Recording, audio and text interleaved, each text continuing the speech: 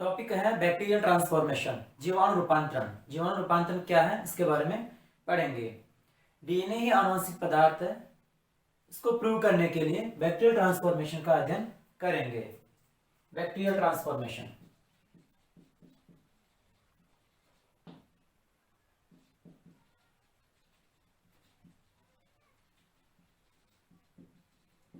जीवाणु रूपांतरण। सर्वप्रथम सन 1928 में फ्रेडरिक ग्रिफिथ ने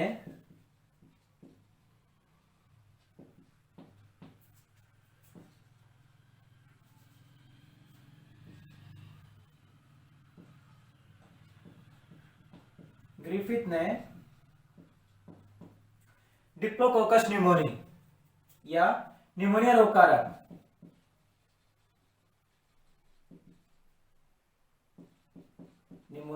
कारक डिप्लोकोकस न्यूमोनी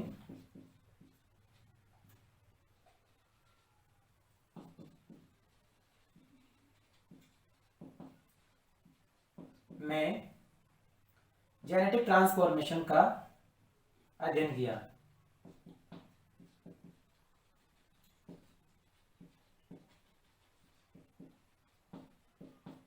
जेनेटिक ट्रांसफॉर्मेशन का अध्ययन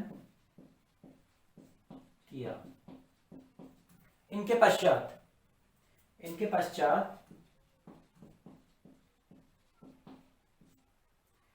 एवेरी,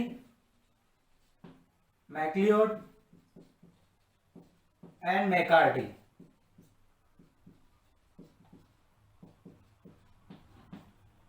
मैकार्टी ने अपने एक्सपेरिमेंट्स द्वारा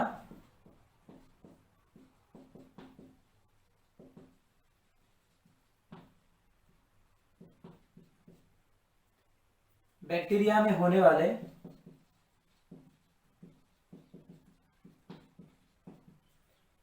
ट्रांसफॉर्मेशन या रूपांतरण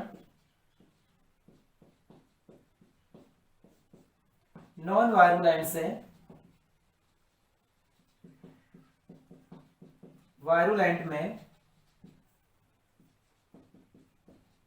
परिवर्तित होने का कारण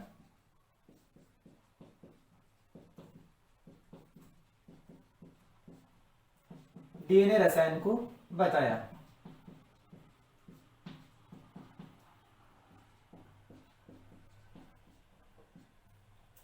बैक्टीरियल ट्रांसफॉर्मेशन सन 1928 में फ्रेडरिक ग्रिफिथ ने न्यूमोनिया रोग कारक डिप्लोकोकस न्यूमोनी में जेनेटिक ट्रांसफॉर्मेशन का अध्ययन किया। इनके पश्चात एवरी, मैक्लियोड एंड मैकार्टी ने अपने एक्सपेरिमेंट्स के द्वारा बैक्टीरिया में होने वाले रूपांतरण ट्रांसफॉर्मेशन नॉन वायरुलेंट से वायरुलेंट में परिवर्तित होने का कारण डीएनए रसायन को बताया। डिप्लोकोकस न्यूमोनी जो ह्यूमन एंड माइस में, मनुष्य एवं चूहों में न्यूमोनिया रोग उत्पन्न करता है। यह बैक्टीरिया 2 स्ट्रैंड्स के रूप में पाया जाता है, virulent and non virulent.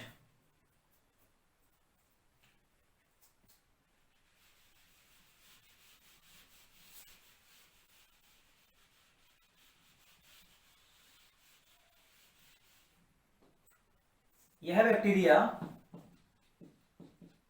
Diplococcus pneumoniae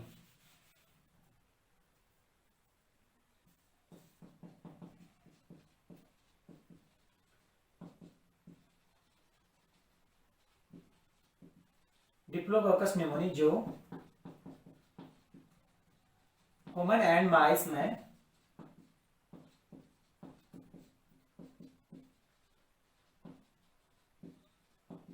pneumonia disease उत्पन्न करता है। यह 2 स्ट्रैंड्स के रूप में पाया जाता है। 2 स्ट्रैंड्स के रूप में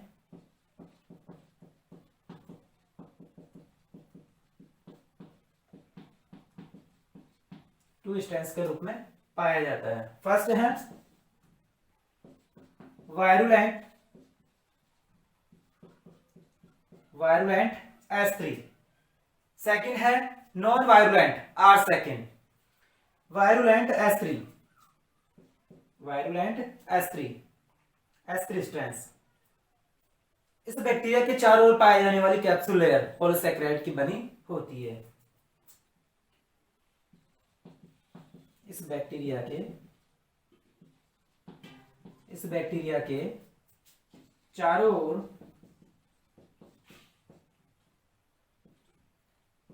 पाई जाने वाली कैप्सूल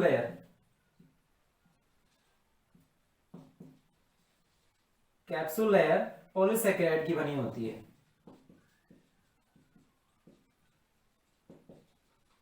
पॉलीसैकेराइड्स की बनी होती है तथा इसकी कॉलोनी चमकदार एवं शाइनिंग एंड स्मूथ होती है। इसकी कॉलोनी शाइनिंग एंड स्मूथ होती है। यह रोग कारक होता है। यह रोग कारक होता है। यह रोग कारक होता है। सेकंड है नॉन वायरुलेंट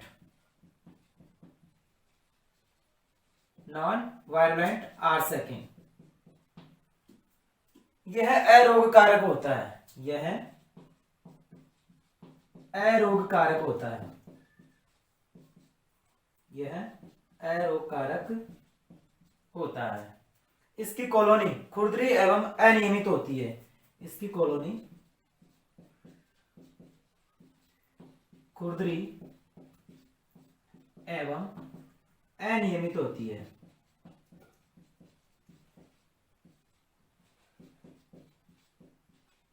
एंड तथा कैप्सूल लेयर एब्सेंट होती है। एब्सेंट होती है। डिप्लोकोकस न्यूमोनी जो ह्यूमंस एंड चूहों में न्यूमोनिया रोग उत्पन्न करता है। यह 2 स्ट्रेन्स के रूप में पाया जाता है, virulent S3 factor and non virulent R2। Virulent S3 इस बैक्टीरिया के चारों ओर पाए जाने वाली कैप्सूल लेयर पॉलीसैकेराइड की बनी होती है तथा जो इसकी कॉलोनी होती है वो चमकदार व चिकनी होती है। यह रोग कारक होता है तथा नॉन वायरुलेंट R2 यह अरोग कारक होता है। इसकी कॉलोनी खुरदरी एवं अनियमित होती है तथा कैप्सूल लेयर्स में एब्सेंट होती है। नेक्स्ट है ग्रिफिथ ने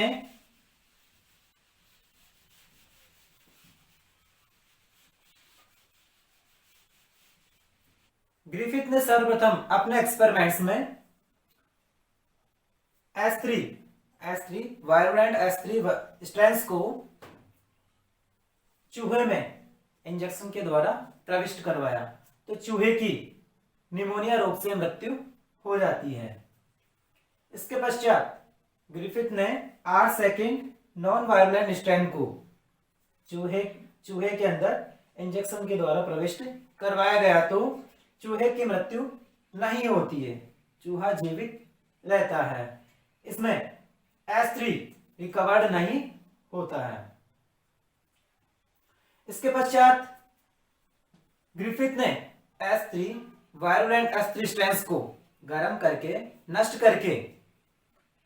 करके चूहे में इंजेक्शन के द्वारा प्रविष्ट करवाया गया तो चूहे की मृत्यु नहीं होती है, चूहा जीवित रहता है। इसमें S3 स्ट्रेन्स या S3 फैक्टर रिकवर्ड नहीं होता है क्योंकि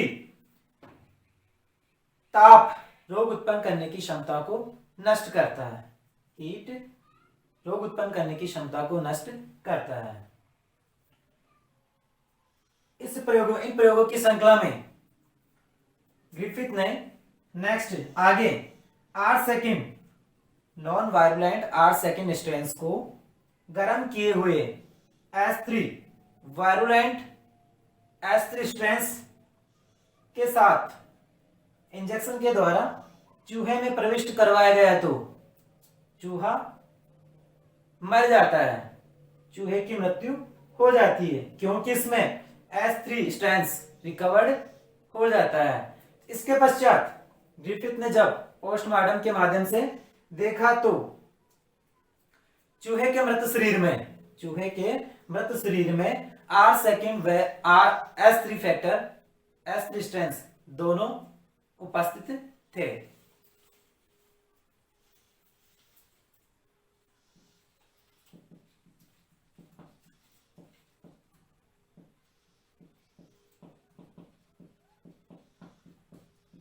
ग्रिफिथ ने अपने प्रयोग में सर्वप्रथम S3 वायरुलेंट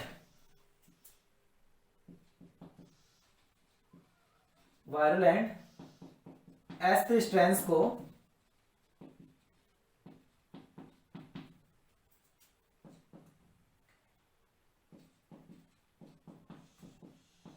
इंजेक्शन द्वारा चूहे में प्रविष्ट करवाया गया तो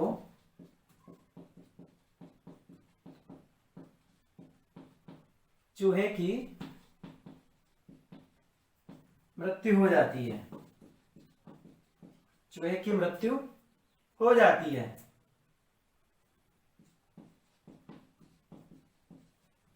नेक्स्ट, ग्रिफिथ ने R second non virulent R second strands को चूहे में प्रविष्ट करवाया गया तो चूहे की मृत्यु नहीं होती है। इसमें चूहे की न्यूमोनिया रोग से मृत्यु हो जाती है, चूहे की मृत्यु न्यूमोनिया रोग से हो जाती है।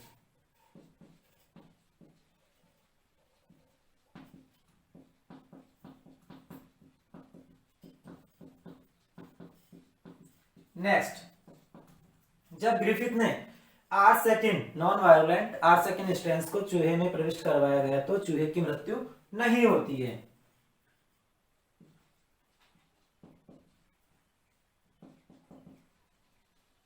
नॉन वायरुलेंट R सेकेंड को जब चूहे में इंजेक्शन द्वारा प्रविष्ट करवाया गया तो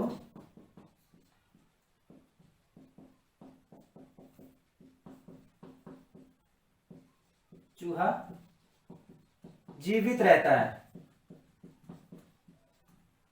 इसके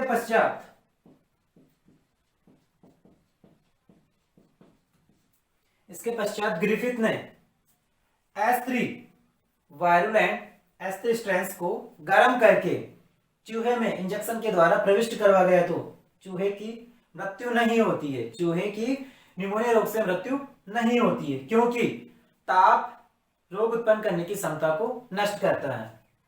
इसके पश्चात ग्रिफिथ ने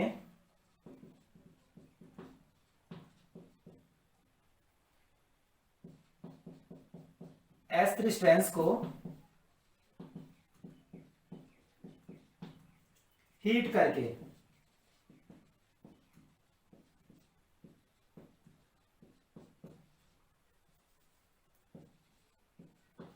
चूहे में इंजेक्शन द्वारा प्रविष्ट करवाया गया तो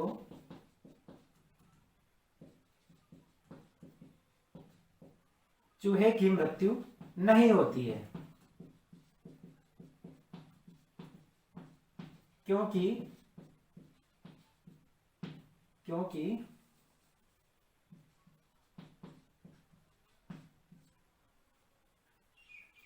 हीट रोग उत्पन्न करने की क्षमता को नष्ट करता है, रोग उत्पन्न करने की क्षमता को नष्ट करता है।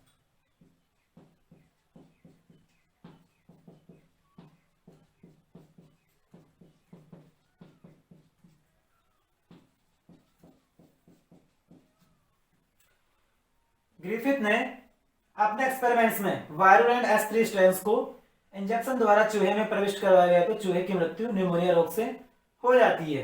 जैसे S3 को चूहे में प्रविष्ट करवाया इंजेक्शन के द्वारा चूहे की मृत्यु हो जाती है न्यूमोनिया रोग से।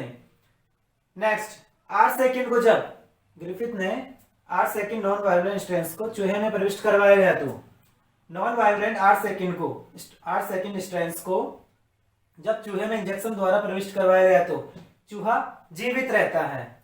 इसके पश्चात ग्रिफिथ ने RS3 स्ट्रेंस को हीट करके चूहे में इंजेक्शन द्वारा प्रविष्ट करवाया गया तो चूहे की मृत्यु नहीं होती है, क्योंकि हीट रोग उत्पन्न करने की क्षमता को नष्ट करता है। S3 स्ट्रेंस की रोग उत्पन्न करने की क्षमता को नष्ट कर देता है। ताप हीट S3 स्ट्रेंस की रोग उत्पन्न करने की क्षमता को नष्ट कर देता है। इसके पश्चात ग्रिफिथ ने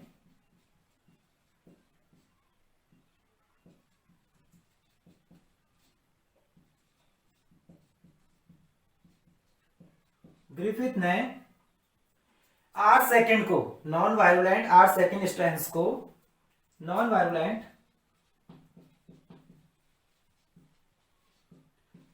8 सेकंड स्ट्रेंस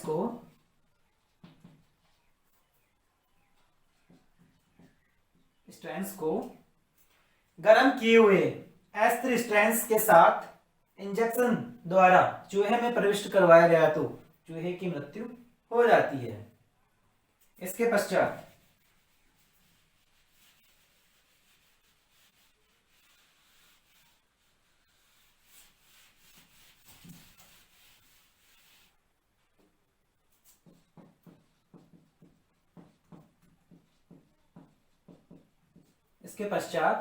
ग्रिफिथ ने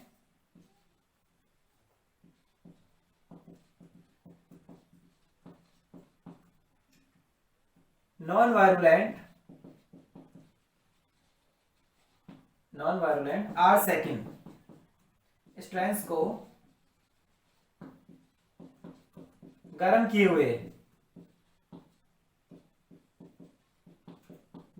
हुए या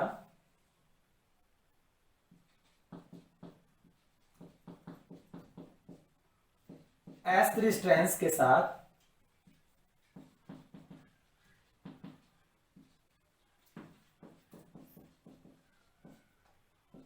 इंजेक्शन द्वारा चूहे में प्रविष्ट करवाया गया तो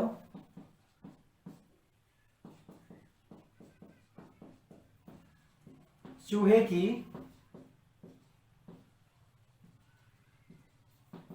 निमोनिया रोग से मृत्यु हो जाती है, क्योंकि चूहे की निमोनिया रोग से मृत्यु हो जाती है जब ग्रिफिथ ने 8 second non violent 8 second strains को S3 गर्म किए हुए S3 स्ट्रेंस के साथ मिक्स करके इंजेक्शन द्वारा चूहे में प्रविष्ट करवाया गया तो चूहे की निमोनिया रोग से मृत्यु हो जाती है, क्योंकि इसमें S3 violent S3 strains recovered हो जाता है। तो इसके पश्चात मृत चूहे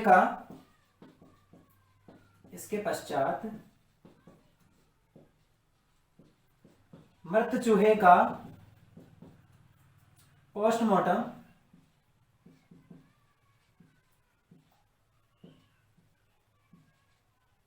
पोस्टमार्टम किया गया तो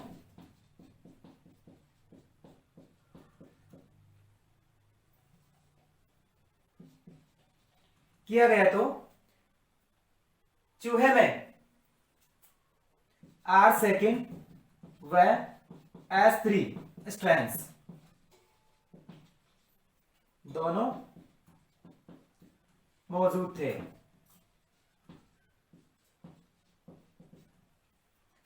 जब मृत चूहे का ग्रिफिथ ने पोस्टमार्टम किया तो इसके हृदय रक्त में हार्ट ब्लड में 8 सेकंड व S3 दोनों स्ट्रैंड्स मौजूद थे, दोनों स्ट्रैंड्स मौजूद थे। इससे निष्कर्ष निकलता है कि S3 फैक्टर्स की, गर्म किए हुए S3 स्ट्रैंड्स की सेल्स से कुछ रूपांतरित करने वाला कारक निकलता है जो 8 सेकंड की सेल्स के द्वारा ग्रहण कर लिया जाता है। वह 8 सेकंड को कैप्सूल युक्त S3 स्ट्रैंड्स में रूपांतरित कर देता है। अतः इससे स्पष्ट निकलता है कि डीएनए ही आनुवांशिक पदार्थ है, न कि प्रोटीन।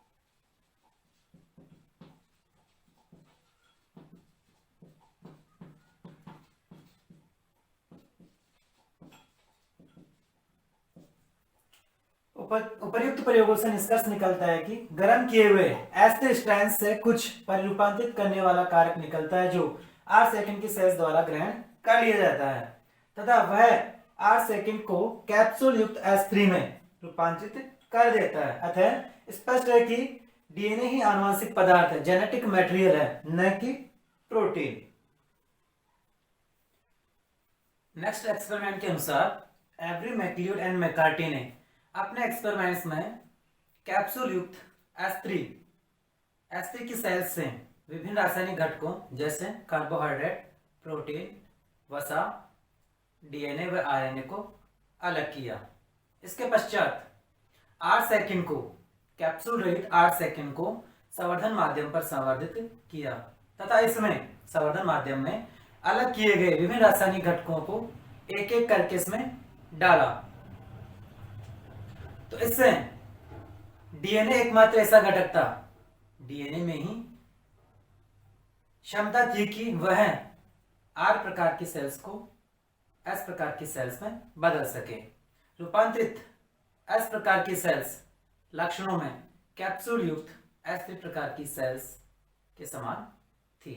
अतः इस एक्सपेरिमेंट से निष्कर्ष निकलता है कि डीएनए ही आनुवंशिक पदार्थ है, न कि प्रोटीन।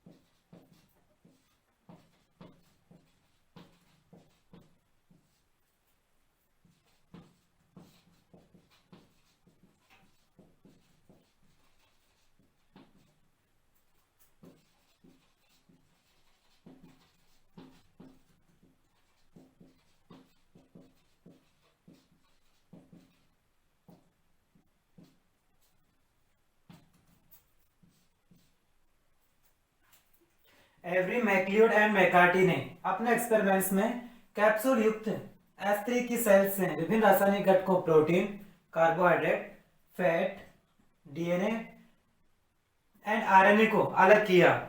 इसके पश्चात कैप्सूल रहित 8 सेकंड को संवर्धित किया तथा कल्चर मीडियम में संवर्धन माध्यम में अलग किए गए रासायनिक घटकों को डाला गया तो डीएनए में ही क्षमता थी कि वह आर प्रकार की सेल्स को एस प्रकार की सेल्स में बदल सके। रूपांतरित एस प्रकार की सेल्स लक्षणों में कैप्सूल युक्त S3 प्रकार की सेल्स